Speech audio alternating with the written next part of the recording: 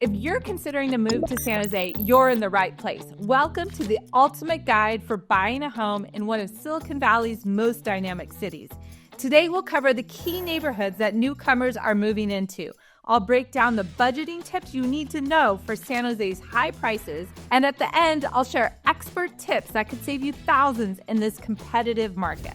Hi, I'm Theresa Wellman, and for the past 20 years, I've helped hundreds of families find their perfect home in San Jose, following this exact step-by-step guide that I'm going to reveal to you right now.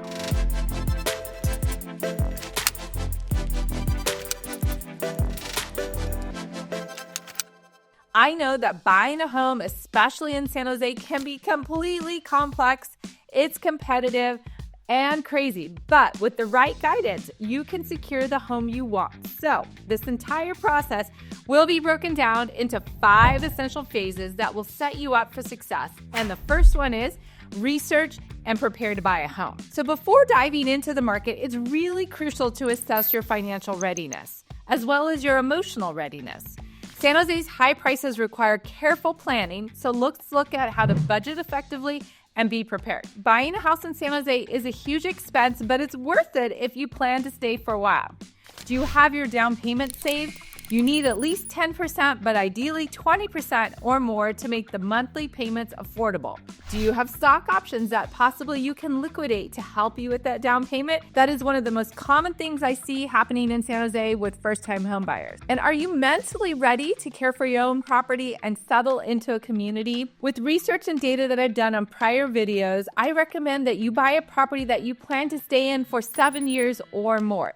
That means if you're anticipating a growing family or having people move in with you, then you need to buy a space that will accommodate all of that for 7 years. You also need to be financially comfortable to be able to care for the property and to do future upgrades. So not only do you need that down payment money, but you need some extra funds to be able to take care of the home and invest in your property for the future. So one of the huge advantages of the Silicon Valley San Jose market is that the 30-year average is 6 to 8% appreciation each year. If you watch one of my prior videos, I did the math for 2024, and we talked about how homeowners appreciated $9,800 a month in this past recent market. So there is quite a bit of money going into your equity each month if you are able to go ahead and buy and make that investment. So you can build equity if you have financial stability, and locking in your payments will even help your financial stability even more. So think about all these different things so that you know whether you are financially prepared and emotionally prepared to settle to purchase a home. So San Jose is a unique market with very high average home prices. And don't forget that you'll need to plan for additional expenses beyond the mortgage payment, such as property taxes, insurance, and maybe even HOA fees. Plus, there's home maintenance. Knowing these costs up front can help you avoid surprises later. So let's break down some of the numbers for you. So let's look here at our screen at the San Jose market data. I want to give you an overview of San Jose home prices. We have a very competitive market, and I'm going to explain that on a high level as well.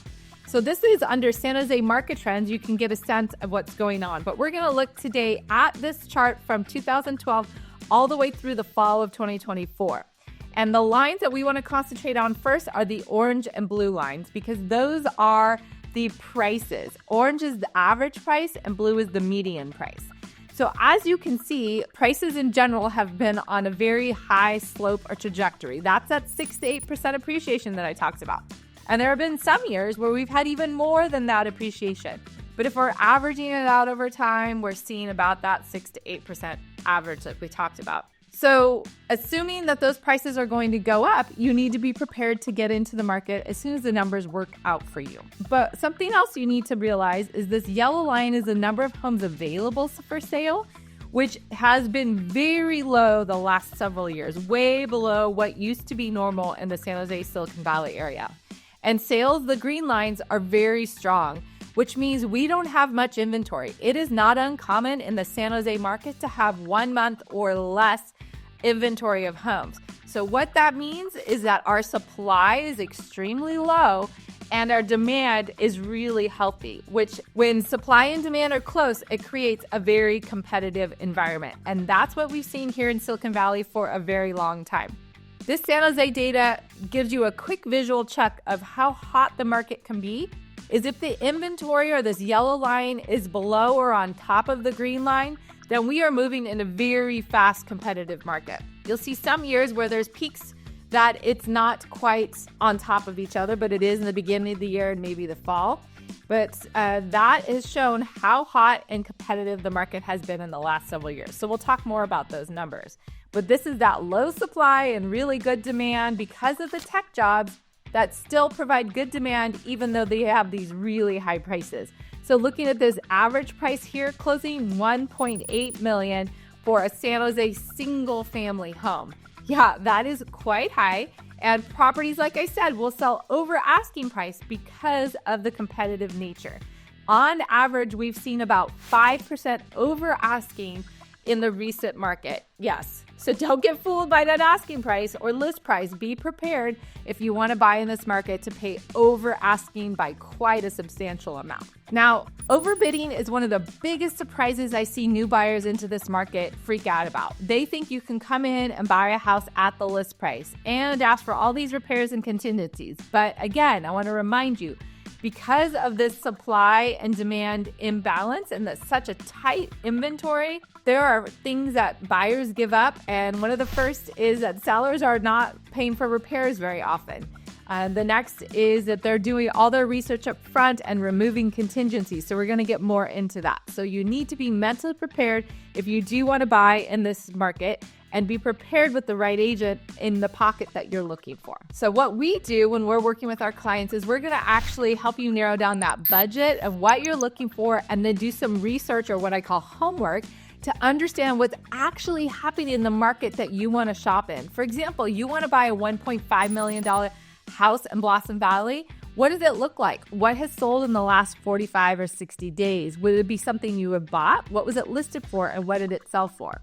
So let me show you an example. Here is actually an example of Blossom Valley, and this was for a buyer that was looking in the $1.8 million range. So we did some research with list price in that range and prices under it, right? I think they could afford up to $2 million, is why I have some of these high ends here. But really their target was 1.6 to 1.8 million. So you can see a lot of these homes that were listed at 1.5, 1.6 were selling up to 1.8 or more.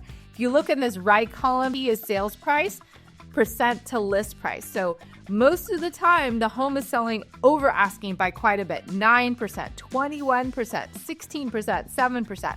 So when you work with our homeowner experience team, we're going to do this research and homework for you so that when you're looking in the market, you're coming in fully prepared. So setting a realistic budget is really important, and understanding what's going on in the market, even more important. Especially here in the San Jose market, where the cost of living can totally impact your lifestyle because it's expensive. So what is a realistic budget? How do you avoid being house poor and still consider the HOA fees, the property taxes, and other costs like hazard insurance? Well, let's look at the average single family home cost of $1.8 million like we talked about, and run some of those numbers. So here's the average single family cost of 1.8, and you have 20% down, which is $360,000. Again, that's a lot of money. So I mentioned, I see a lot of home buyers who will liquidate their corporate stocks to help with that down payment, because that is a significant amount of money that is hard to save over time, especially if you're paying rent in San Jose. To save that kind of money is quite difficult because rents are high too. So if you've got a budget or you're looking to buy in $1.8 million, you need to have $360,000 down plus closing costs for your loan, which are going to be about $15,000. So say $375,000 down, which gives you a loan of $144,000. At a jumbo interest rate of 5.875, which is where they are about now in the fall of 2024, your loan payment will be $8,518 a month, with $200 in hazard insurance if you're in a normal suburban area. Be aware that hazard insurance in California and high fire zones can be astronomical, way higher, $8,000, $10,000 a year. So it's a significant amount on your monthly budget in those areas, such as Los Gatos Mountains or way back in the country of Almaden. You need to get budgets and understand the hazard insurance costs up front, because that could completely change your numbers as well. But in the city, in a normal neighborhood, you can expect $200 a month for your hazard insurance. And property taxes are about 1.25%. So we're going to estimate $1,875 per month in property taxes, though you pay it only twice a year. So the total payment for a $1.8 million at today's realistic interest rates is $10,593. So the income needed to afford that, well, banks are going to give you one number, and what you can afford or what you're comfortable at is another number. But I like to use a rule of thumb of 1/3 of your income towards your housing budget. So that means to afford a $1.8 million home, your combined household income needs to be $381,000.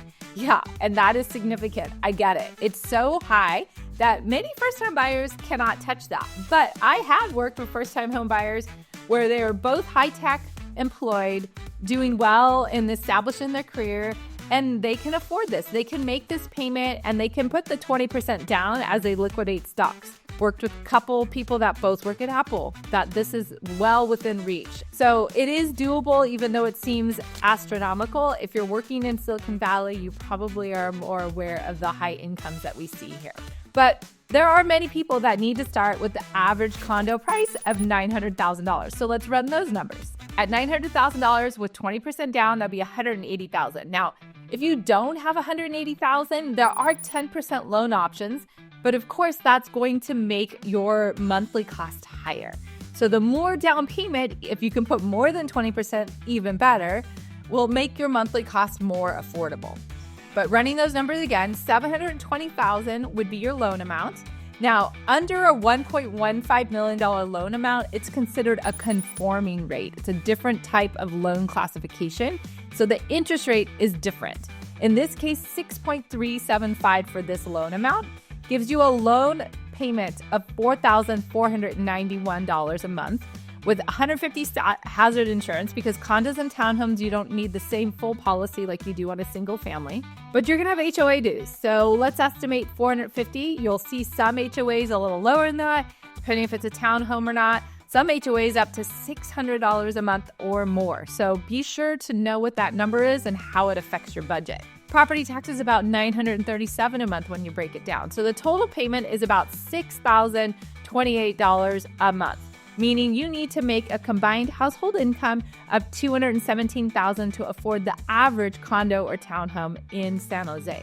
So there are people and plenty of newer engineers who each make $100,000 or a little bit more that have a combined income of that amount. So it is doable, but yes, it is quite a stretch to get into these prices, and you likely need a tech job or a doctor job or some high accountant job to be able to afford these prices. Now, these were average calculations. There are single family homes that are priced less.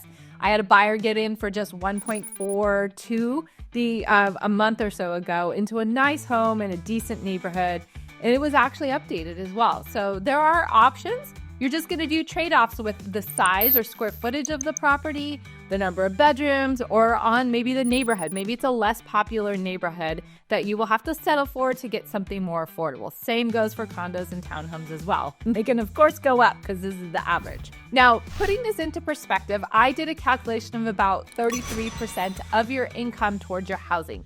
Now, banks will lend between 40 and 42% of your debt-to-income ratio. Now, debt, of course, is your mortgage, but don't forget other debts such as car loans and student loans. All of that will be counted into your debt as well. Or if you carry a balance on a credit card, these are things that you can do financially to help prepare and really understand as you're doing this research what your budget is, what money you have to go towards a house payment so that you can figure out your housing budget. There's also other life expenses such as childcare, going out to eat often, maybe traveling. Think about your lifestyle and what you're willing to give up or to sacrifice on, in order to buy a home. So really knowing your budget is so important. I've got another video about called Is It Worth Buying a House Right Now in San Jose that will go through buying now versus waiting when interest rates might go lower to run the numbers and the scenarios to give you another example and way to think about that. So check out that video if you want to break down the numbers even more. But most buyers are comfortable at about 1/3 of the income, which is why I use that number in the calculations I just shared with you. So let's use another quick way is to use a mortgage affordability calculator. So if you go to Realtor.com under, I believe, tools, there's the mortgage calculator. So if you come here and you run those numbers like we had talked about, I think we said 381 was your income, and we're going to assume no monthly debt. We're going to say you're in San Jose, California, and you have available, we said $375,000. 3.7 million would be great. I don't know anyone who has that. So if you estimate your home price range, it's going to say it's affordable up to 1.77 million. We did a 1.8 calculation. So very close. Again, depends on your debt, depends on your credit score and other factors at lenders. But this will give you a good idea, a quick, easy way to run the information using that mortgage calculator. So I do like that tool, and you will find that linked on my home buyer guide at Homeowner Experience. So let's quickly talk about that Homeowner Experience Home Buyer Guide. If you go straight here to our homepage at homeownerexperience.com and you hit that tips to buy, it's going to take you right over to our Home Buyer Guide, which is where we're walking through today. We just talked about phase number 1, research and prepare to buy a home. So there's a lot of numbers to understand. There's decisions on whether you want to stay and your financial future to understand to really complete phase 1. So once you've defined your budget, it's time to get clear on why you're buying a home in San Jose. Knowing your reasons will help guide your decision. So understand, are you trying to be here close to your job? Are you trying to build wealth and equity? What's the reason? Are you looking for top-rated schools and you want to lock in your location? Really understanding your why and your motivation is going to be critical to understanding what sacrifices you can do and to focusing your search. So with that purpose in mind, let's dive into finding the neighborhoods that best fit your goals and lifestyle. So you want to do neighborhood research at the very beginning. Once you have a general idea of your budget and affordability, we're going to talk more about neighborhoods, and this is the research you can do on your own as well. If you go over to homeownerexperience.com again and go to San Jose communities, you're going to find a highlight of all these different communities with an overview. So I want to quickly talk about where people are moving and why they're moving there right now. But I see a lot of condo and townhome owners new to the area who want to buy, moving into North San Jose and Berryessa because there's a lot of newer construction, more dense living for a little bit more affordable price. But when they have kids or they have a family, they start to think about where can I go for good schools? And this is when they move to other neighborhoods like Cambrian, Almaden, or Evergreen, because those areas are more known for their top schools and they have more of a suburbia type feel that is nice for raising a family. Willow Glen downtown is a great place for a family or for a young couple who loves to go out to eat and loves a small town feel. So this is a balance of different areas throughout San Jose. Downtown has a little bit more nightlife. So comparing what your lifestyle is, what kind of schools you need or don't need at this time for the next 7 years, what your commute time is going to be and where are you working and what you're willing to do. Are you driving? Are you taking public transit? What's the right way to get to your job? So once you know your desired neighborhood, it's time to really start thinking about your needs versus your wants to help you stay focused on your home search. So as far as needs and wants, I suggest making a list specific to San Jose and the budgets and availability, maybe looking at what's available in your budget price point and balancing your personal preferences with realistic options in this competitive market. Remember, that list price you see on a property is not the realistic sales price. So in most cases, you're going to need to subtract from your budget 5% or even more to account for the overbidding that we talked about. On average has been 5%. But in sometimes a hot market or when we see interest rates drop or it's the spring season, we see a push in that, and I've seen averages over 10% above asking. So there's going to be things that you need to calculate and subtract off your budget. Now, keeping that in mind, What are the top 3 criteria of a property that you need? Maybe it's a number of bedrooms because you have so many people in your household. You need at least 4 bedrooms. Maybe it's 3 bedrooms or you're fine with 2. So what is that criteria? Think about, again, that next 7 years and what is going to be necessary in that 7-year time frame in order to accommodate your family. Why 7 years? Again, we want to protect your investment, be able to make sure you're gaining great equity. And when I run the numbers, even if you bought in 2007 or early 2008 before the largest real estate crash we've ever seen, you waited 7 years here in San Jose, you still would be over $100,000 in profit after that 7 years. So I want you to be able to weather any market storms, make a good, solid investment, and be comfortable where you're living for that time period. So that's why 7 years. So again, how many bedrooms do you need? What neighborhood? Are there other requirements like commute times or schools or proximity to parks or certain lifestyle things that you want to know? Get your top 3 and keep that in mind. So then once you have a solid plan and goals in place, it's time to build your team that will guide you through this entire journey. All right, so phase number 2. Let's get experts in place to fully prepare you to home shop. Your first expert is going to be your real estate agent, someone like me. Your second expert is going to be a mortgage lender.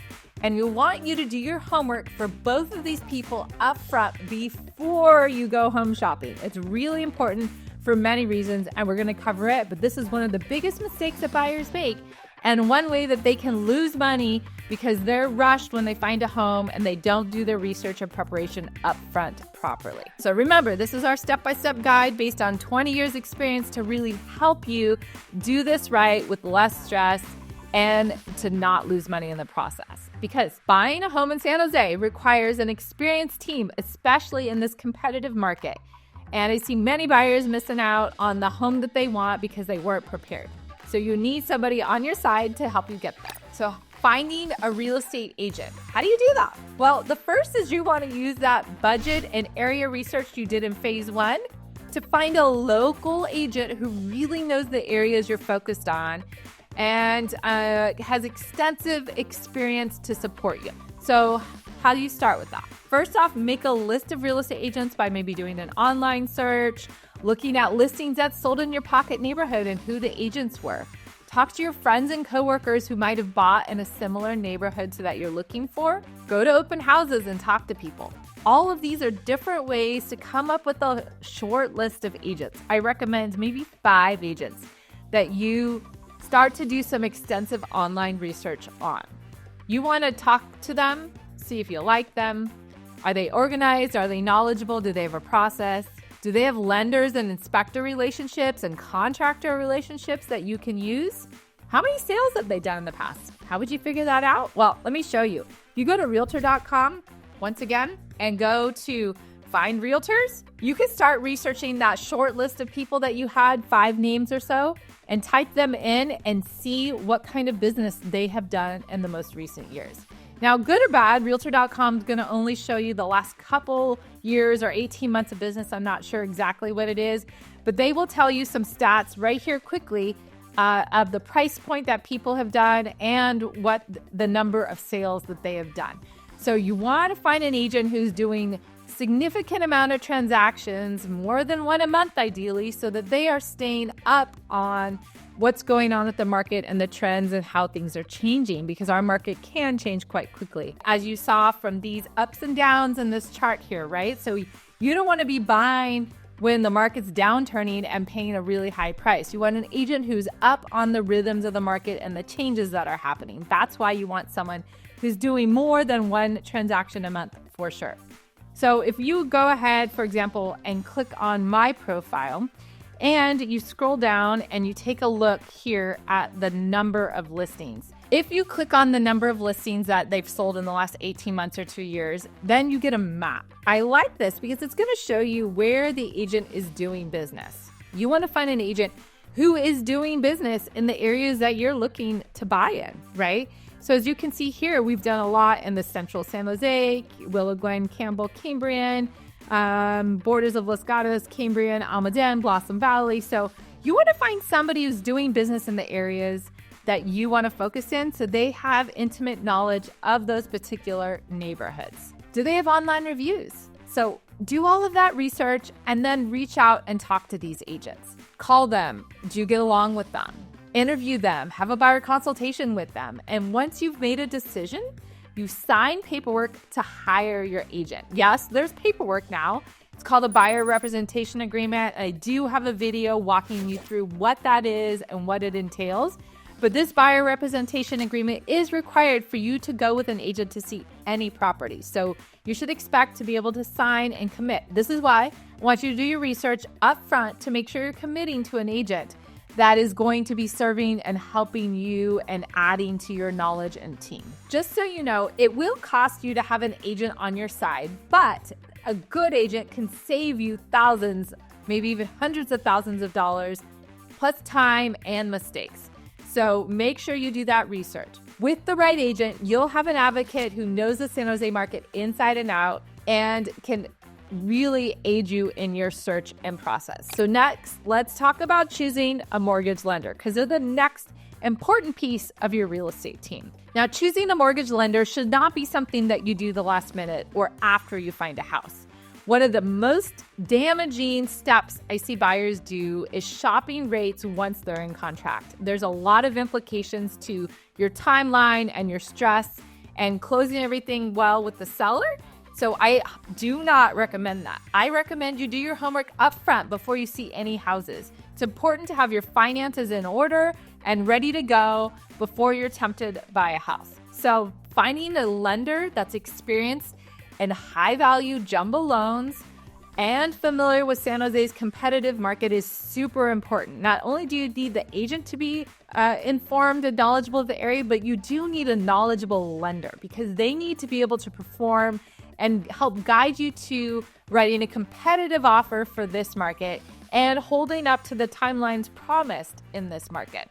Again, a local lender is really huge and important. You want someone who also has home purchase experience in San Jose, not someone who does refinances or does other kinds of loans. You need home loan purchase experience in the San Jose market. Agent has the best recommendations really for your lender. I would lean on your real estate agent's recommendation, which is why I started with step 1 of your real estate agent. Step number 2 for getting your team is your lender, because most real estate agents are going to have 3 or 4 recommendations of lenders they highly recommend, and they're going to give you multiple because they want you to shop for the best loan program, the best rate, and the person that you communicate and work with the best. So you're going to interview, get them to give you loan estimates, and then go off of those loan estimates as your gut feeling to who's going to be the best lender for you. You want to shop those rates. Remember, first, shop now before committing to a lender. And you want to then have a committed relationship with your lender so they can guide you on important factors when you find the right house, such as whether the property is going to appraise in conjunction with your real estate agent and what your plan B is if it doesn't appraise. There's a lot of big financing questions once you know that you've got a loan that still need to be addressed with a partner lender on your side. I've seen many agents and buyers write offers that just don't appraise and they're not prepared with plan B, and then you're in trouble. You are in violation of your contract or you're losing lots and lots of money. So be aware. In addition to the agent and the lender, you're going to need a few more professionals to make sure everything goes entirely smoothly with your home purchase. So what additional professionals am I talking about? Well, you're going to need inspectors, contractors, because many homes in San Jose are going to need repairs.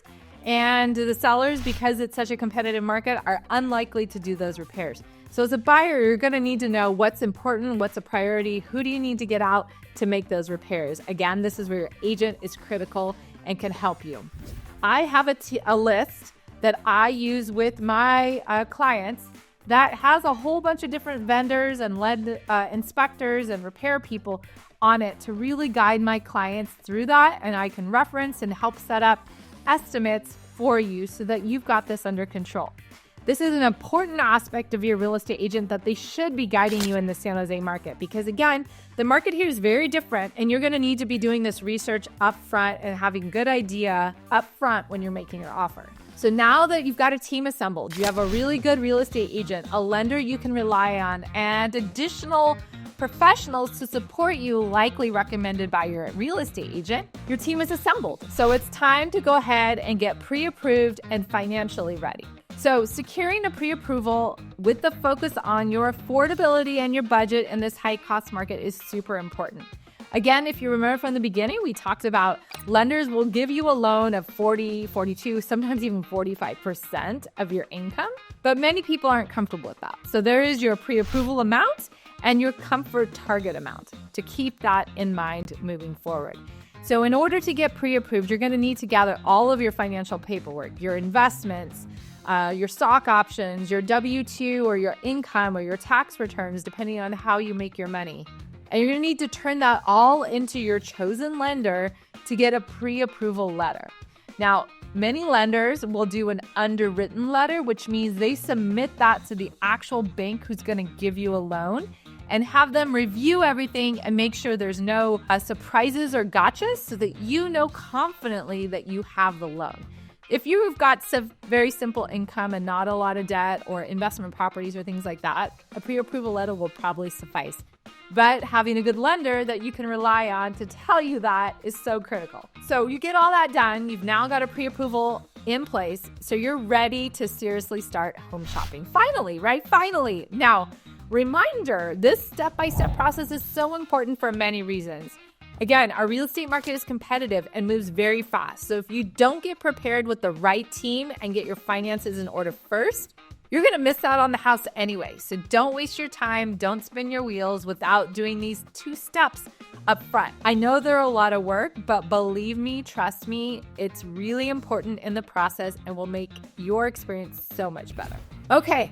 So now is the fun part. We're going to narrow down your focus and go home shopping. This is probably what you've been excited about, and maybe you've been going to open houses and already doing this, but you're not financially prepared. You don't have an agent to ask questions. So you need to go back a couple steps and start from the beginning. Going home shopping is where it really starts to get real, because now you're going to focus on finding the right home that matches your criteria and your budget.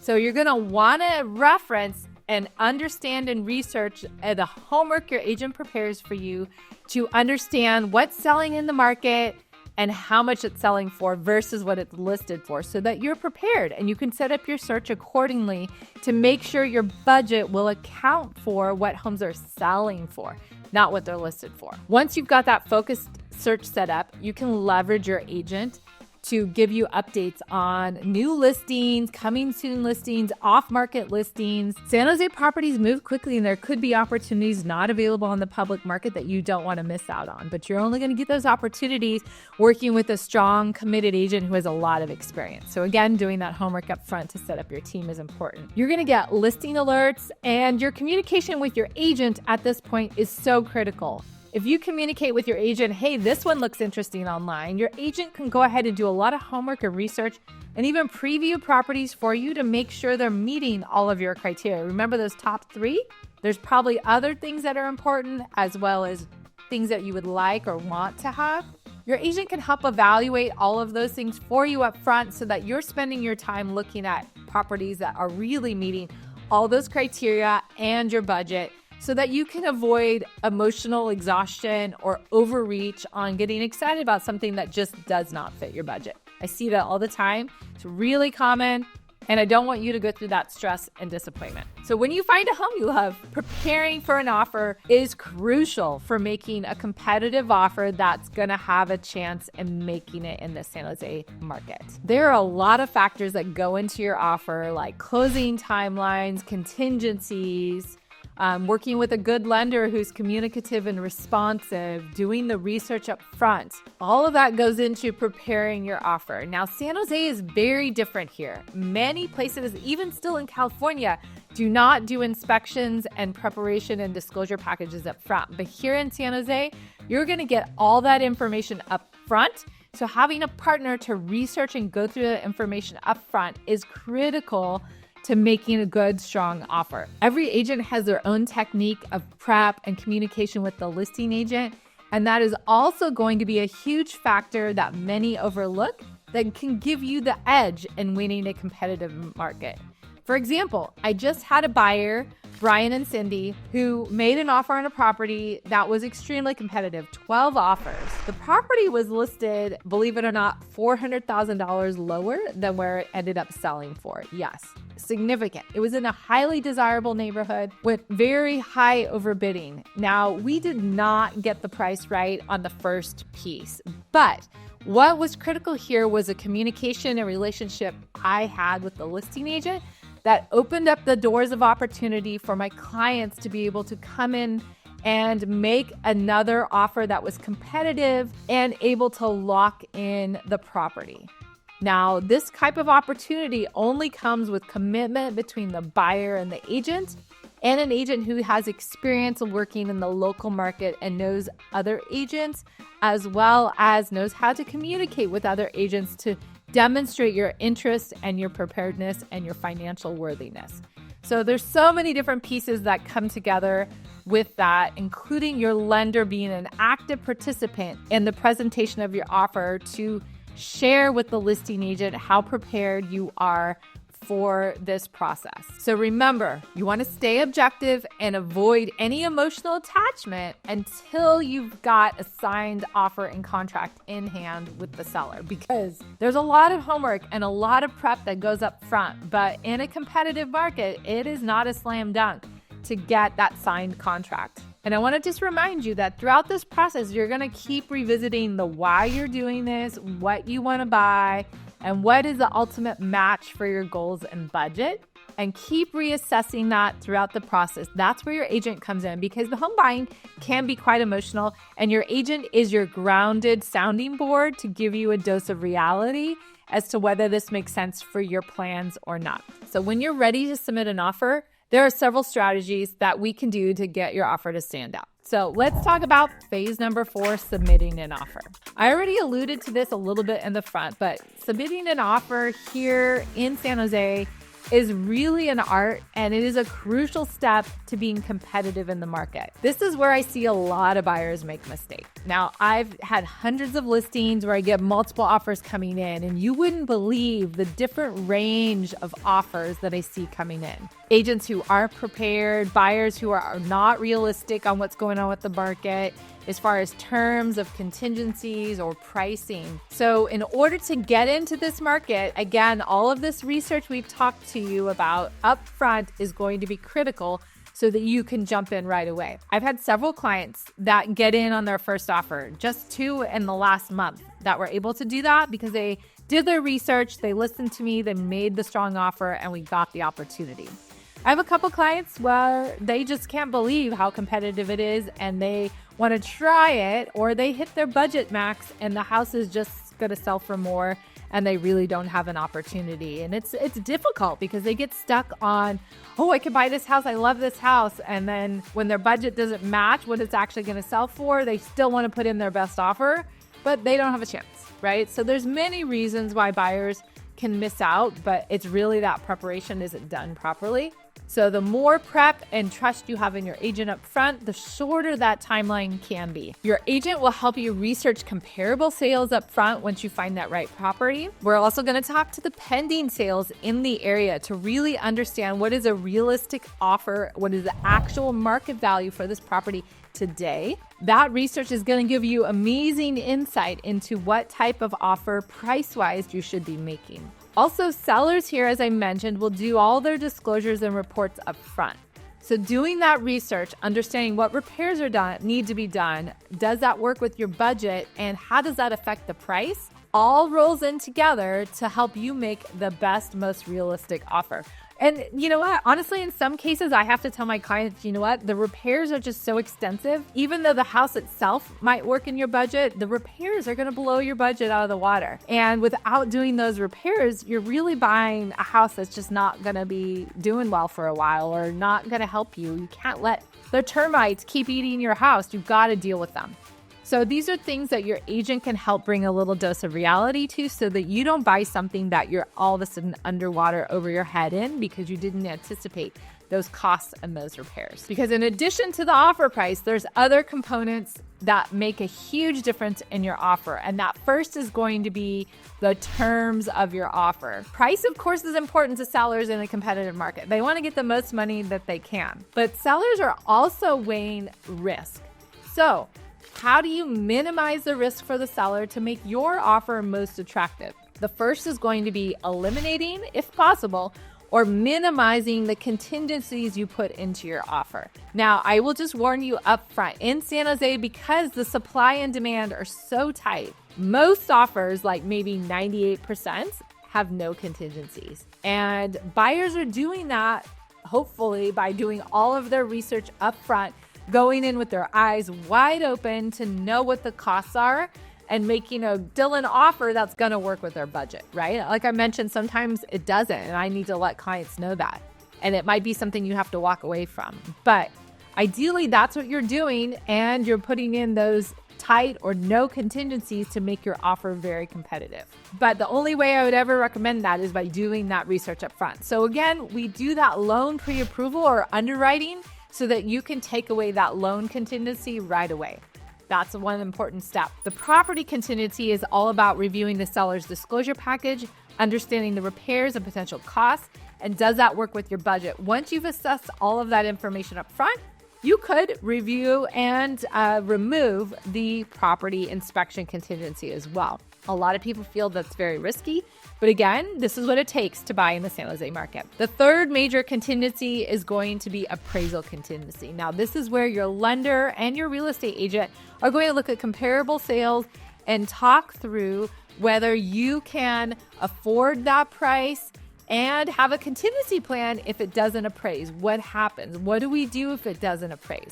And a good agent is going to have a plan on how to get it to appraise so that you have an opportunity to not have to worry about that. But again, minimizing risk for the seller is really important. They want those contingencies removed if at all possible. But as you as a buyer need to do your homework to minimize the risk of any issues as well. Because 99% of those winning offers, 98%, have done all their homework up front and have no contingencies. So yes, it's a lot of homework up front to make an offer, but if you do it right and you're working with the right team, it is well worth it. And you could get in on that first offer or maybe your second offer and not be doing this over and over again. So what are some things that you need to know about in the actual purchase contract? If we're looking at the California purchase agreement, there are certain things that you should be aware of that take some planning. So the first is going to be the initial deposit amount, or sometimes called the earnest money deposit. This amount in San Jose is standard 3%, which is a significant amount of money. You can see this offer was 1.375.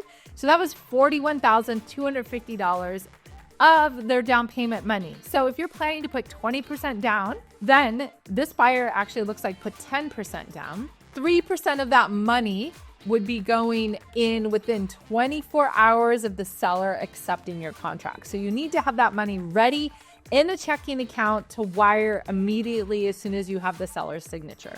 The other balance of your down payment, whether it's 7%, 17%, whatever, plus your loan closing costs, you don't need to wire until a few days before closing. So closing in San Jose can be 21 days, can be 15 days, but that's more rare.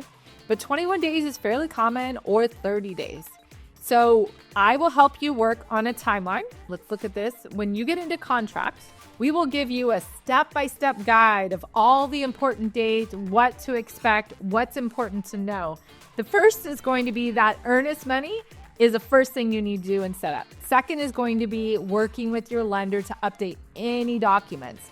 You may have gotten pre-approved over 30 days ago, and the lender's going to need your new pay stub, your new investment statements, etc. If you got pre-approved just a couple weeks ago, you might be good to go and don't have to do anything here except for lock your interest rate. So these are the top two critical paths that you really need to be prepared for and expect. Now, when you're writing your offer, of course, there's going to be negotiation items.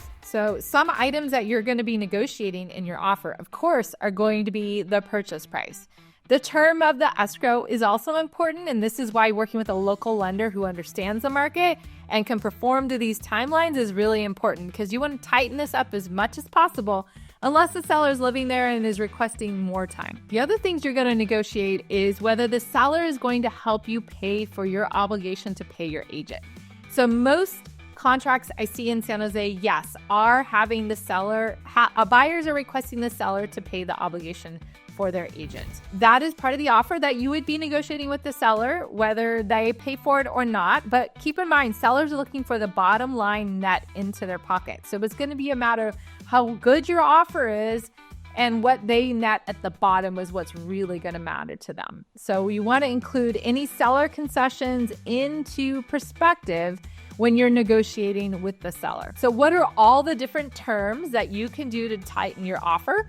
Typically, sales in San Jose are going to be as is. They're going to be no contingencies, and they're going to be the top price. So as we discussed before, that takes a lot of homework up front from you as a buyer to be minimizing your risk to be able to make that offer. So to further strengthen your offer, your buyer's agent and your lender should also be reaching out and communicating with the listing agent. So these are all part of the negotiation terms, what's included, what's not. But then once you have that, there's the subtle pieces of negotiating one agent to another and getting that opportunity. After reviewing over 1,000 offers as a listing agent, I've gone on a journey with hundreds of buyers, and many buyers I've seen are just not prepared, like I mentioned before. They are not realistic on their price or their terms and haven't done their homework up front on their finances or the inspections to remove contingencies. So the whole point of this video is to show you how to do this right so that you're ready to compete and win a house when you fall in love with the house and not miss out on the opportunity. And I know this point is very hard, and most people fail here because they're out shopping for homes without this preparation, and they don't have the right agent helping them, and then they miss out on a house and they get frustrated. So I want you to avoid that frustration. So I'll share another story of a buyer that I got in recently in the $1.4 million price point. There were 19 offers. In the first round of offers, we were in position, I think, number 3. But because of the subtle things of communication I did with the listing agent, presenting the offer, having the lender connect, etc., the listing agent really saw our offer and stood out and made a phone call to give us an opportunity, as well as some of the other top offers, to raise our offer and compete again. So almost like a round 2 of offers. This happens quite frequently in San Jose, depending on how the agent works. And that's research, again, the buyer's agent can do up front, is what the listing agent plans to do so that you can prepare the best possible with your offer. But it is possible.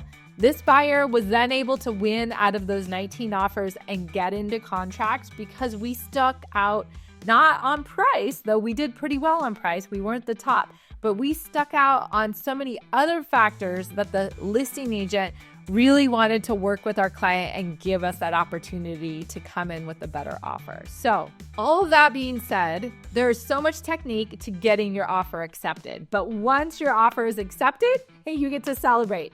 And it's time to move on to the escrow phase and finalize all the details. So we're going to close with phase number 5.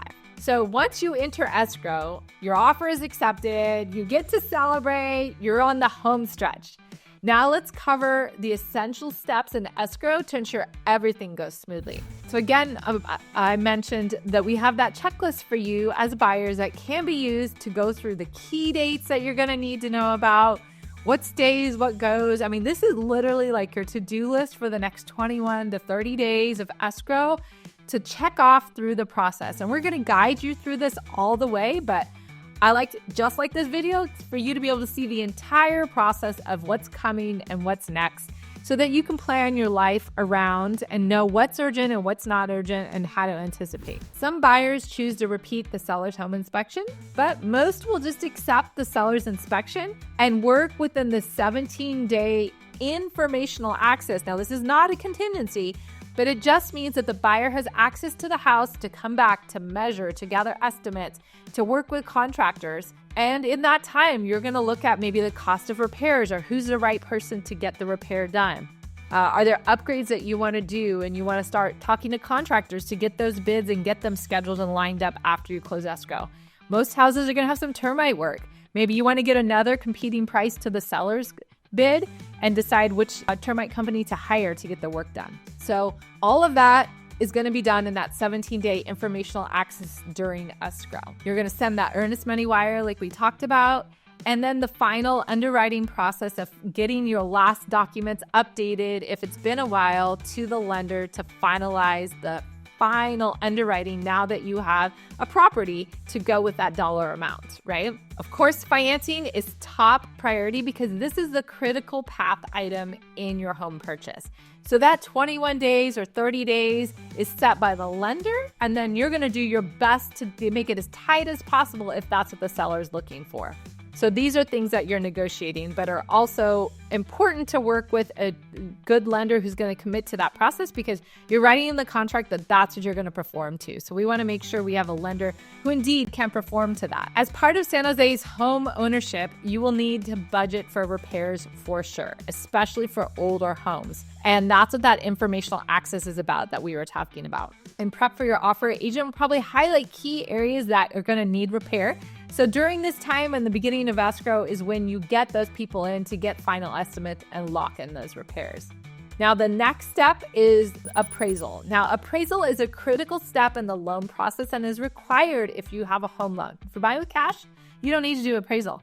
But if you're buying with a loan, the bank requires an appraisal to make sure the asset they're helping you fund actually truly has this value. I think mentioned in the beginning, if you remember, that your agent can prepare for this appraisal to help the appraiser with what makes this property stand out, what kind of competition the market saw, and educate them on maybe trade-offs of other houses in this house or upgrades that this one had to help them assess the value of this particular property. Because the bank, number one, we want your house to appraise as much as possible so that the bank can give you the loan that they promise. What if the house doesn't appraise? What happens? Well, number one, you should be prepared with that going in, knowing what comparable sales are and what your limits are and what your budget allows for. Maybe your budget allows because you have cash to pay over the appraised amount, and that allows you to be able to win this property. Maybe, you never know. But being prepared with that is super important. So the appraisal is a critical step to be able to lock in the details of your loan and know whether you're going with plan A or maybe contingency plan B because it didn't appraise and you have a solution to that as well. So you just execute on it instead of being stressed and freaking out. So typically the appraiser will come out that first week. In some cases, the home may not appraise like I talked about just because of supply demand. And I want to give you a heads up that many times in February, March, a house will not appraise. So if you're buying early in the year, I'm showing you this chart here, look at the slope that happens quite often in the January, February timeframe. Now, this year, it happened in the fall, but many years, there is a huge increase in prices in the January, February timeframe, and March. So in those cases, a house may not appraise, and so the buyers that are getting into contract in that timeline have to be more financially stable and have extra cash and able to do that, right? So these are things that you should be aware of and have a discussion with your agent so that, again, you're prepared and you understand the risks up front so that you can be minimizing the risk on your side as much as possible. So as you can see, there are a lot of critical spots where your agent can prepare and help you understand costs and budget. So don't settle for buying a house without a budget and without this absolute detailed insight so you know what you're buying and you know what costs are going to be involved moving forward. This is one of the biggest thank yous I get from home buyers is that support with repairs and anticipating costs and their overall budget. So let's talk. Reach out at the number on the screen if you'd like this kind of level of service and preparation with your home buying as well. So now continue to work through escrow. We've got some informational access, your repairs understood, your earnest money deposit is in, your appraisal has been done, and now it's going to be a little bit quiet for maybe a week, depending on how long your escrow is. where you can start talking about when you're going to move in, what contractors are you going to have to come in and do work as soon as you close, and working on that plan with your agent. So before closing, you're also going to have a final walkthrough to get your final loan closing disclosure. So that last week, again, can be quite busy, where you're doing the final walkthrough to make sure the seller kept the property in the same condition, upheld any obligations they had in the contract, and maybe do your last little bit of planning in that final walkthrough. And then you're going to get the loan closing disclosure from your lender 3 days before you sign your loan documents, so that you understand all the costs in more detail, their actual costs, so you know that final dollar amount of loan costs above your down payment that you need to bring into escrow. So we're almost there. Now let's cover the big day, closing day. So in California, closing day is really more of a celebration day. It is not when we sign documents. It is when you get the keys. So here you're going to get the closing disclosure about 3 days ahead of signing. You probably are going to sign your loan documents and escrow documents 2 to 3 days before closing. And then you're going to wire your final down payment funds about 2 days before closing, so that on closing day, really what happens is escrow records the house in your name, and the listing agent gives you, your buyer's agent, the keys, and you get to pick up the keys and open the door on your own for the first time because it's your house. So closing day is a celebration day when everything all comes together. And I know in California, that's quite different than many other areas. So you don't need to take closing day off. You can meet with your agent in the evening or on your lunch break. But signing the loan documents is quite a big task that could happen 5 days or so before closing. So you're going to need to plan for that time as well. After closing, there are a few more things to keep in mind as you settle into your new house. Number one, you've got a new mortgage payment. You've got property taxes. You've got things to set up and get organized with your new home. So be aware that your first mortgage payment will typically be 30 days or more after closing day. So you might have a gap time if you're moving out of your rental right away, where you have a month where you're not paying your mortgage, which is nice, right? If you've been renting, you pay your rent on the first day of the month for the upcoming month. When you own, you actually pay your rent on the first day of the month for the previous month. So that's where that gap can happen in between if you're moving in right away. You're also going to want to adjust your property tax withholdings for all this new mortgage interest that you're paying. You should be getting more tax deductions, therefore the amount of withholdings on your W-2 can be adjusted and paid. And you should start setting expectations and maybe calendar appointments on when your property taxes are due so that you're prepared for that. In the beginning, you're going to get the seller's old tax rate and you're going to celebrate and think that's amazing, but the county will catch up. Don't worry. You're going to get a supplemental tax bill, so be aware that the property taxes the first time you pay will look low, but don't spend that extra money. You're going to need to pay it a little bit later. So be prepared with all these new payments and financial obligations, and then you get to celebrate. You get to move in, customize your home, make it your own, and be so proud and happy that you accomplished buying a property in the competitive San Jose real estate market. Yeah, it's an accomplishment. As you can see, it is a lot. There's a lot involved, and having the right guide through this process of the San Jose fast-moving market is really important because this market is overwhelming and there's so many buyers competing for very limited options. That step-by-step guidance to get you there to the finish line is really critical. And you don't want to make any big financial mistakes in the process because this is a lot of money and we don't want this to be a financial burden. Instead, we want home buying to be a financial stability and a financial freedom thing for you. So my team and I are here to help you secure your home and be guided through the entire process with your eyes wide open and fully educated. So I look forward to hearing from you. Reach out at the number on the screen. Thanks for joining me today.